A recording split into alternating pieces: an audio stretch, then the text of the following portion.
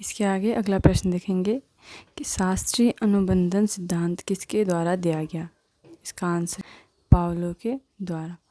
ठीक, आगे है अधिगम के क्रम में कौन सी क्रिया बालक सबसे पहले करेगा। इसका आंसर है आत्मसात यानी एडेप्टेशन। किसी भी चीज़ को सबसे पहले क्या करेगा, आत्मसात करेगा अपने जीवन में।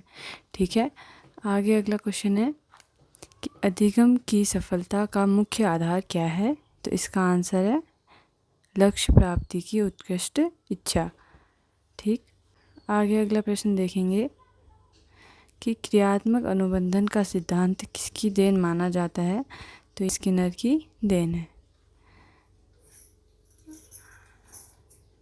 आगे अगला क्वेश्चन देखेंगे कि सीखना विकास की प्रक्रिया है, यह परिभाषा है वुडवर्थ की। ठीक है, इसके बाद आगे अगला प्रश्न है कि पावलो ने के अनुबंधन प्रयोग में भोजन से पूर्व उपस्थित ध्वनि को क्या कहा जाता है। तो उसे कहा जाता है अनुबंधित उद्दीपक। ठीक है, आगे अगला प्रश्न है कि 2 वर्ष के बच्चे को वॉलीबॉल नहीं सिखाया जा सकता, थॉर्नडाइक के किस नियम पर आधारित है कि तत्परता का नियम। यानी जो थॉर्नडाइक हैं उन्होंने 3 नियम दिए थे, तत्परता का नियम, प्रभाव का नियम और अभ्यास का नियम। यानी किसी भी चीज़ को सीखने के लिए मनुष्य को उस चीज़ के प्रति क्या होना चाहिए, तत्पर होना चाहिए। उसके बाद उस चीज़ का उसके जीवन में क्या होना चाहिए, कुछ प्रभाव होना चाहिए।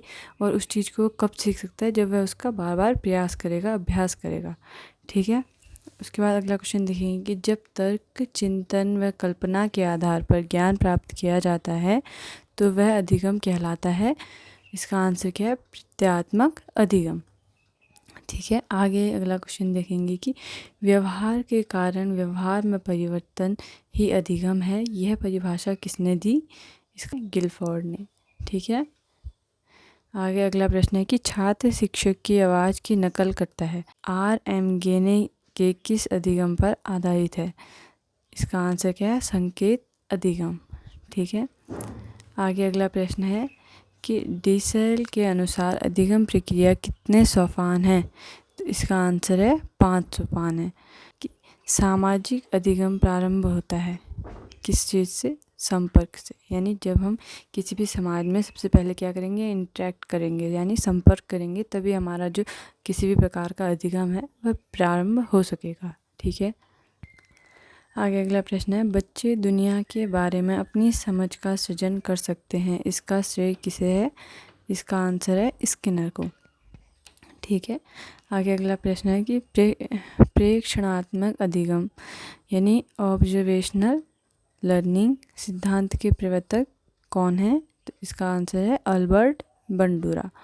ठीक है, आगे है अनुबंधन के गोचर की शुरुआत किसने की। इसका आंसर क्या है, पावलो ने। ठीक है, आगे अगला क्वेश्चन है कि आदर्श एवं मूल्यों के सिद्धांत के प्रवर्तक कौन है। तो इसका आंसर है W.C. बागले।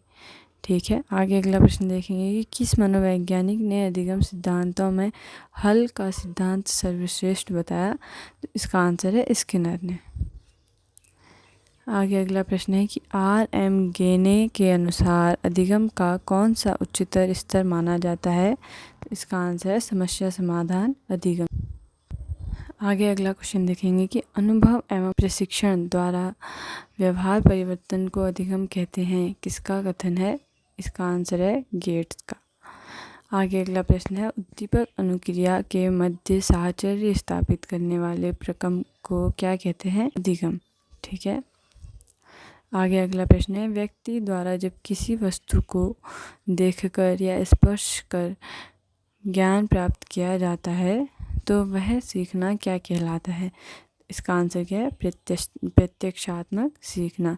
यानी किसी भी जो चीज़ है, किसी भी वस्तु के प्रत्यक्ष होने पर यानी हमारे सम्मुख होने पर हम उसे देख कर क्या या स्पर्श कर सीखते हैं, तो उसे क्या बोलेंगे, प्रत्यक्षात्मक सीखना। ठीक है, आगे अगला प्रश्न है एक छोटा बालक जब गणित के प्रश्नों को हल करता है तो वह कौन सा सिद्धांत प्रयोग में लाता है। इसका आंसर क्या है, प्रयास एवं त्रुटि का सिद्धांत यानी ट्रायल एंड एरर थ्योरी। किसी भी कार्य को करने के लिए हम बार बार प्रयास करते हैं, उसमें त्रुटि होती है, फिर हम उससे सीखते हैं और आगे उसका फिर से प्रयास करके उसका आंसर तक पहुंचते हैं। ठीक है, आगे अगला प्रश्न है कि अभिप्रेरित व्यवहार की विशेषता क्या है। इसका आंसर क्या है, आवश्यकता की पूर्ति। यानी किसी भी आवश्यकता की पूर्ति के लिए हम क्या होते हैं, अभिप्रेरित होते हैं, जिसके कारण हम अपने व्यवहार में क्या करते हैं, परिवर्तन करते हैं। ठीक है। आगे अगला प्रश्न है कि पावलोव के प्रयोग में भोजन को अनुबंधन की भाषा में क्या कहते हैं। तो इसका आंसर क्या है, अनानुबंधित उद्दीपक। ठीक है।